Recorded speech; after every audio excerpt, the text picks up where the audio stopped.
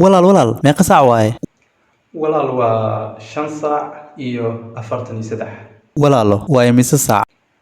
walaal waa 11 habeenimo iyo 45. In this video, we're going to cover telling time in Somali. We will go over two different ways of telling time in Somali, like afarta galabnimo or 10 saac. So, who am I? My name is Abdurrahman Abdurazak or Abzi, and I have been a Somali teacher for about 5 years now. For the first time, we worked as a team, and why not? We got a discount. Also, we hired Quranic teachers to teach you or your kids learning the Quran.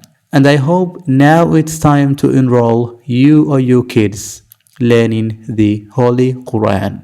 Let's get straight to the video.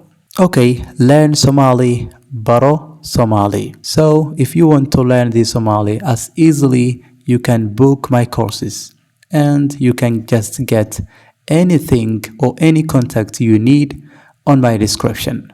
So, welcome. Telling the time in Somali. Meeqa saac waaye? That's what's the time or what time is it? Meeqa saac waaye? In Somali, you have to know we always use 12 hour. Maybe in your country you use 24-hour time, but in Somali, as always, we use 12 hour. So we'll start from 12 and we will go to 11. Okay, let's start with 12 o'clock. 12 o'clock in Somali we call lix saac. 1 o'clock, toddoba saac. 2 o'clock, sideed saac. 3 o'clock, sagaal saac. Next, 4 o'clock, toban saac. 5 o'clock, kow iyo toban saac. Or sometimes you might say toban iyo kow saac. It's optional, but mostly when we're telling the time, we just say as last to first. So number 11 in Somali is kow iyo toban, as normally is toban iyo kow, but we say kow iyo toban when we're telling the time. So 5 o'clock we call kow iyo toban saac. 6 o'clock, laba iyo toban saac, as same as kow iyo toban saac, laba iyo toban saac. Or you would say toban iyo laba saac, it's same. But when you tell in time, it's very useful to say as last to first, laba iyo toban saac. 7 o'clock is hal saac.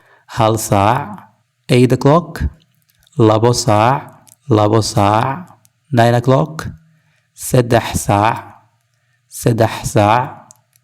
10 o'clock, afar saac. 11 o'clock, shan saac. This is the first way we tell the time in Somali. And this way you can see it looks confusing because the number is written and what we're saying is really different. For example, when it's 12 o'clock, we're saying lix saac. And actually the number is not lix, it's 12. It would be better to say laba iyo toban or toban iyo labo.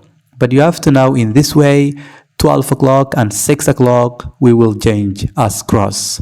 So when it's 12, you will say lix saac. When it's 6, you will say laba iyo toban saac or toban iyo labo saac. The next time is 1 o'clock.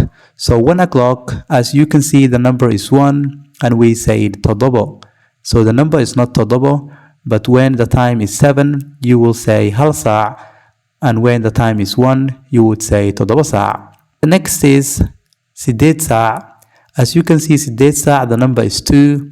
So when the number is 8, you will say laba saac because you're making verse. The next is 3 o'clock. 3 o'clock, we say in Somali sagaal saac. And the number is 3, so we say in sagaal saac. So guess what? When the number is 9, we say saddex saac as we making verse. The next is 4 o'clock. 4 o'clock in Somali, we say toban saac. And when the number is 10, we say afar saac. 5 o'clock is kow iyo toban saac. In Somali, what we say, but the number is 5. So when the number is 11, we will say 5 saac. 6 o'clock, in Somali we say 12 saac, but the number is 6. So when the number is 6, we say 12 saac, and when the number is 12, we will say 6 saac. 7 o'clock, we say 1 saac, but the number is 7. So when the number is 1, we will say 7 saac. 8 o'clock, we say 2 saac, but the number is 8. So when the number is 2, you will say 8 saac. 9 o'clock in Somali, we say 3 saac, but the number is 9. So when the number is 3, we will say 9 saac.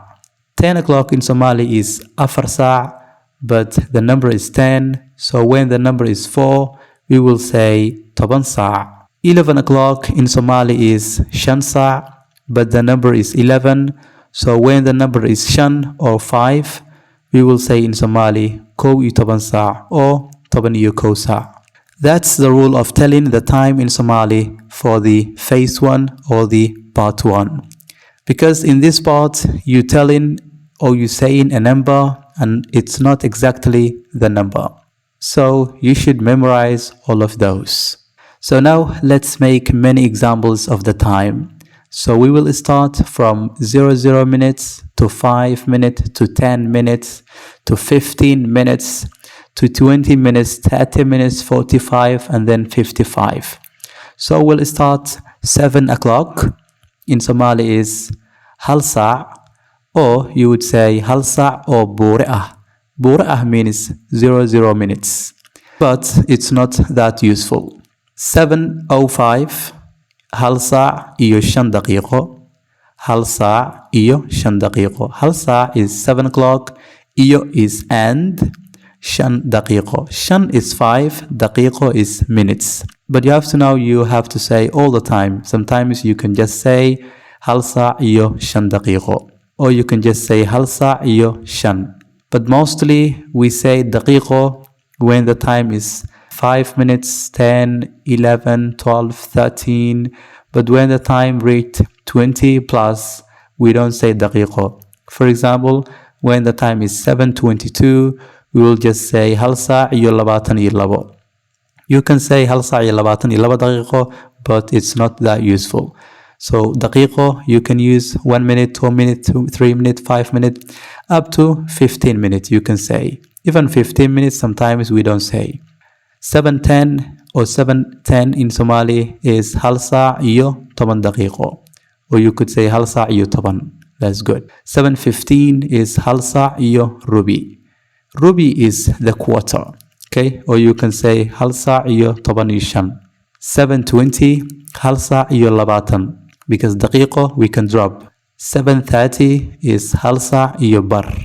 1 saac iyo bar. This is very useful, bar, because it's half in Somali.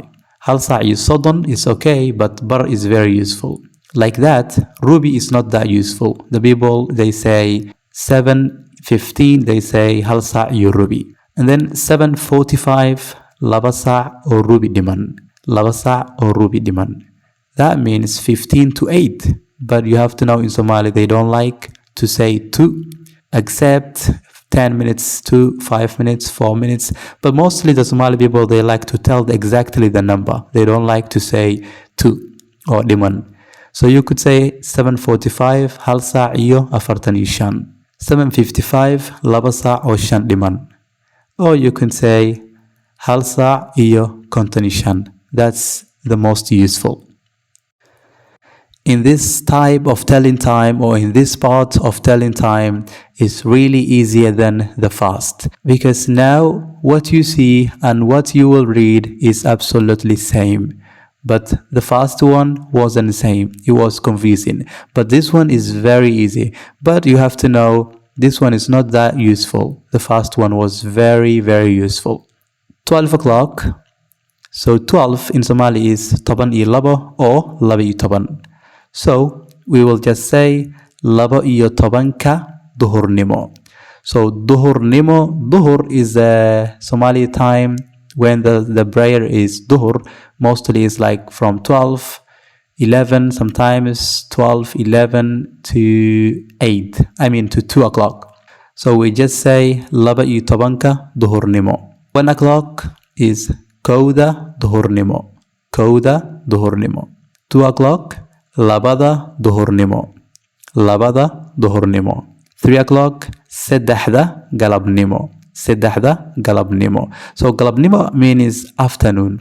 So mostly the Somali time afternoon starts 3 and then 4 and then 5 and then sometimes 5:50 and then 6 it's night. 4 o'clock afarta galabnimo. Afarta galabnimo. 5 o'clock shanta galabnimo. Shanta galabnimo. 6 o'clock lixda habeenimo. Lixda habeenimo. 7 o'clock todobada habeenimo. Todobada habeenimo. 8 o'clock sideedda habeenimo. Sideedda habeenimo. 9 o'clock sagaalka habeenimo. Sagaalka habeenimo. 10 o'clock tobanka habeenimo. Tobanka habeenimo. And 11 o'clock kow iyo tobanka habeenimo. Kow iyo tobanka habeenimo. And now you will try to tell this time in Somali. The first one we have is 8 o'clock. So you may tell the two ways would you like. So 8 o'clock, sideedda habeenimo or sideedda subaxnimo. Because sometimes 8 o'clock a.m. it's subaxnimo, 8 o'clock p.m. it's habeenimo.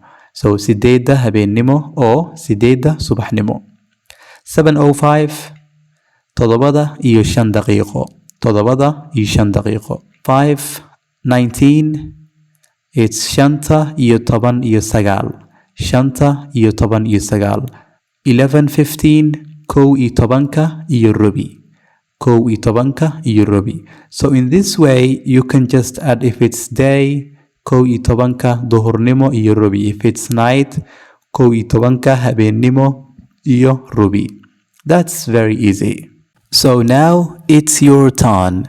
Try to tell the time in Somali. 4 o'clock, 4 o'clock, 10 past 4, 10 past 4, 9:30, half past 9 or 9:30, 5 to 6, 5 to 6 or 5:55.